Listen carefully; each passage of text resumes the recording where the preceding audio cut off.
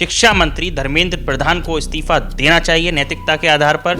उनके लिए एक ही जगह है, वो है जेल की सलाख। ये कांग्रेस की सरकार नहीं है कि लाखों करोड़ों के घोटाले होते रहे और उसके लिए कोई जवाबदेही ना हो। तो क्या लगता है कि सरकार शिक्षा माफियाओं के सामने नतमस्तक है? ये सरकार की कोई जवाबदेही सुनिश्चित नहीं होनी चाहिए? कांग्रेस के समय में भी 18 बार नीट के और तमाम पेपर लीक हुए थे। सोनम वांगचुक एक नाम निकल कर आता है, भूख हड़ताल पर बैठ जाते हैं। देखिए, सोनम वांगचुक सीधे सीधे चीनी एजेंट हैं। वहाँ से कह रहे थे कि अगर चीन के लोग आते हैं तो हम उनको लद्दाख में रास्ता दिखाएंगे। ये तो देशद्रोही हैं। इनको तो वास्तव में जेल की सलाखों में होना चाहिए। संपूर्ण भारत में इस वक्त छात्रों के अंदर बहुत ज़्यादा रोष व्याप्त है। रोष है भारत की सरकार को लेकर, भारतीय जनता पार्टी एनडीए की उस सरकार को लेकर जो अपनी हठकर्मिता से बाज नहीं आ रही। छात्र मांग कर रहे हैं कि जब पेपर लीक हो रहा है, धांधली हो रही है, पर्चे लीक हो रहे हैं, तो भारत के शिक्षा मंत्री धर्मेंद्र प्रधान को इस्तीफा देना चाहिए। पार्लियामेंट का घेराव करते हैं छात्र, पहुंचते हैं वहां पर और देखा यह जाता है कि शांतिपूर्ण प्रोटेस्ट में पुलिस बर्बरता से छात्रों को पीटती है।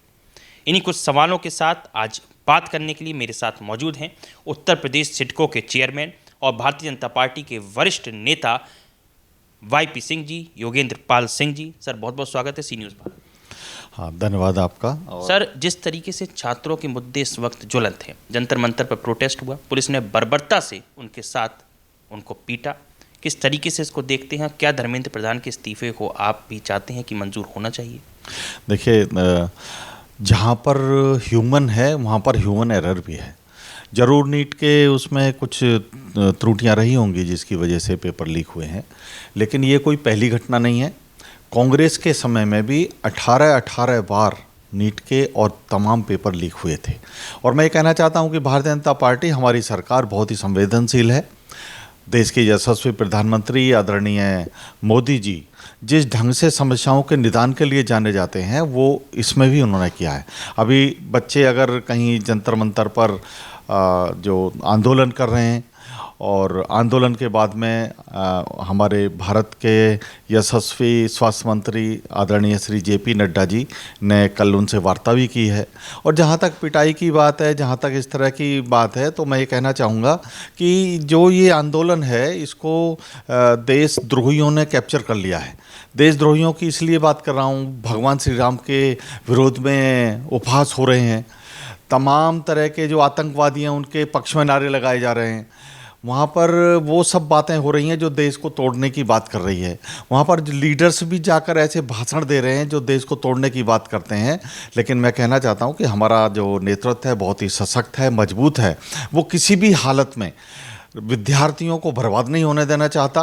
वो विद्यार्थियों को ऊपर उठाना चाहता है, वो महिलाओं को ऊपर उठाना चाहता है, वो किसानों को ऊपर उठाना चाहता है, वो देश को ऊपर उठाना चाहता है। और ये जो समस्या जो खड़ी हुई है अभी, इसको भी समाधान बहुत जल्दी दिखाई देगा आपको। सर, काफ़ी समय से जो छात्र हैं वहाँ प्रोटेस्ट कर रहे थे, कोई सुनने वाला नहीं था। सोनम वांगचुक एक नाम निकल कर आता है, भूख हड़ताल पर बैठ जाते हैं, पुलिस पहुंचती है, उठा के अस्पताल ले जाती है, कस्टडी में ले लेती है। ये किस तरह का घटनाक्रम है? क्यों सरकार मौन नजर आती है? देखिए, सोनम वांगचुक सीधे सीधे चीनी एजेंट हैं। ये सब लोग देश के टुकड़े टुकड़े कराना चाहते हैं, देश में विरोध के स्वर पैदा करना चाहते हैं। हमारी सरकार को कहीं ना कहीं डिस्टर्ब करने के लिए लोग लगे हुए हैं। सोनम वांगचुक का जो इतिहास है वो अभी आप सब लोगों ने देख लिया, किस तरह का इनका इतिहास है, किस तरह के ये लोग कार्यशैली में इन्वॉल्व रहते हैं। मैं अभी एक रील देख रहा था, उसमें ये वहाँ से कह रहे थे कि अगर चीन के लोग आते हैं तो हम उनको लद्दाख में रास्ता दिखाएंगे। ये तो देशद्रोही हैं। इनको तो वास्तव में जेल की सलाखों में होना चाहिए। इनके लिए जंतर मंतर नहीं, ये जेल की सलाखों का स्थान ये लोग उपयुक्त हैं इन लोगों के लिए, और इनको बंद करना चाहिए। लेकिन सर, छात्रों की जो मानसिक स्थिति होती है वो भी किसी से छुपी हुई नहीं है। एक छात्र पूरे समय परीक्षा की तैयारी करता है, परीक्षा का पर्चा देखा जाता है, लीक हो जाता है, और ये एक बार नहीं होता, कई बार ऐसा होता है। इस वक्त भी जो नीट का रिजल्ट आया है सर, वो भी सवालों के घेरे में है। तो लगातार जब इस तरह के सवालों के घेरे में एनटीए आ रहा है, पूरे के पूरा शिक्षा विभाग आ रहा है, सरकार आ रही है, तो क्या लगता है कि सरकार शिक्षा माफियाओं के सामने नतमस्तक है? ये सरकार की कोई जवाबदेही सुनिश्चित नहीं होनी चाहिए? देखिए, जवाबदेही वास्तव में सुनिश्चित होनी भी चाहिए और जवाबदेही हमारी सरकार में है भी। हमारे देश के आदरणीय प्रधानमंत्री श्रद्धेय नरेंद्र मोदी जी हर व्यक्ति की जो भी जिस दायित्व पर है एक जवाबदेही का हमारे यहाँ पर एक पैटर्न बना है। ये कांग्रेस की सरकार नहीं है कि लाखों करोड़ों के घोटाले होते रहे और उसके लिए कोई जवाबदेही ना हो, देश के लिए कोई उसका उत्तर भी ना हो, सरकार मौन बैठ जाए। हमारी सरकार मौन व्रत वाली सरकार नहीं है। हमारी सरकार उत्तर भी देती है और उसमें एक्शन भी लेती है। और इसलिए मैं कहना चाहता हूं कि हम सब देशवासियों को हमारे नेतृत्व आदरणीय प्रधानमंत्री जी के ऊपर पूरा भरोसा रखना चाहिए। जो भी होगा बहुत ही अच्छा होगा, पूरा एक्शन भी होगा। और जिन लोगों के कारण नीट के पेपर लीक हुए हैं किसी भी हालत में उनको छोड़ा नहीं जाएगा, कोई माई का लाल उनको बचा नहीं पाएगा। ऐसे हमारे नेतृत्व का एक आज व्यक्तित्व है। एक आखिरी सवाल सर, क्या शिक्षा मंत्री धर्मेंद्र प्रधान को इस्तीफा देना चाहिए नैतिकता के आधार पर? क्या उनका इस्तीफा मंजूर होना चाहिए नैतिकता के आधार पर?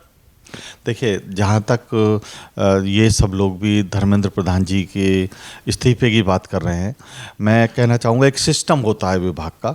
उस विभाग के सिस्टम में सिस्टम काम करता है, उसमें लोग भी रहते हैं। कहीं लोगों की अगर नीचे लोगों की गलती हुई है, कहीं ह्यूमन एरर हुई है, तो जिन लोगों की गलतियाँ हुई हैं, जिनकी ह्यूमन एरर हुई है, उनको प्रताड़ित किया जाना चाहिए, उनको जेल की सलाखों में जाना चाहिए। और मैं कहना चाहूँगा कि आज आदरणीय प्रधानमंत्री जी की सरकार में जो सिस्टम काम कर रहे हैं वो बहुत मजबूत सिस्टम है। उसमें गलती करने वालों को या घोटाले करने वालों के लिए कोई जगह नहीं है। उनके लिए एक ही जगह है, वो है जेल की सलाखें। समाजवादी पार्टी कई लीडर्स वहाँ पहुँच गए थे, धर्मेंद्र यादव हों, डिम्पल यादव हों, इकरा हसन हों या पुष्पेंद्र हों या कोई भी हो, सब सांसद वहाँ पहुँच रहे थे। लेकिन जो एक आवाज़ है वो यही उठ रही है कि अकाउंटेबिलिटी तय होनी चाहिए। तो क्या अकाउंटेबिलिटी के आधार पर शिक्षा मंत्री का इस्तीफा वास्तविकता में देना एक नैतिकता का आधार है या नहीं? मैंने अभी कहा था कि देश के यशस्वी प्रधानमंत्री जी के ऊपर विश्वास रखिए। यहाँ पर अकाउंटेबिलिटी भी तय होगी उस व्यक्ति की, उन लोगों की जिन्होंने नीट के पेपर को लीक करने का काम किया है। और अकाउंटेबिलिटी ही फिक्स नहीं होगी बल्कि उनको जेल तक जेल की सलाखों तक पहुँचाने का काम हमारी सरकार करेगी। बहुत बहुत शुक्रिया सर, सी न्यूज़ भारत से बात करने के लिए। धन्यवाद। आप थे हमारे साथ योगेंद्र पाल सिंह, जो कि उत्तर प्रदेश सिडको के चेयरमैन हैं और भारतीय जनता पार्टी के वरिष्ठ नेता हैं। आप बता रहे थे कि सरकार अकाउंटेबिलिटी भी सुनिश्चित करेगी और साथ ही साथ एक बड़ा सख्त कदम सरकार बहुत जल्द उठाती हुई नजर आएगी। कैमरामैन दीपक के साथ ऋषभ सक्सेना, सी न्यूज़ भारत, लखनऊ।